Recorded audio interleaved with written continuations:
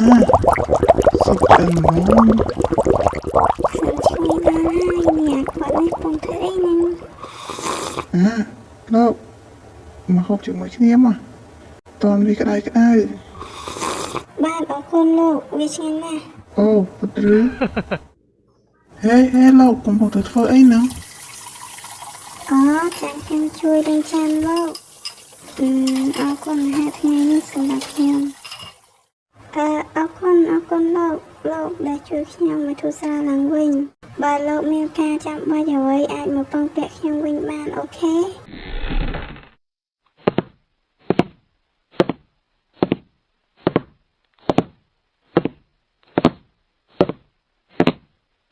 ហេតុអីគេចាំបាច់ធ្វើល្អដល់ខ្ញុំយ៉ាងនេះឬមួយព្រោះគេជាគ្រូពេទ្យ Hello ជម្រាបសួរបាទសំទោសលោកបាទ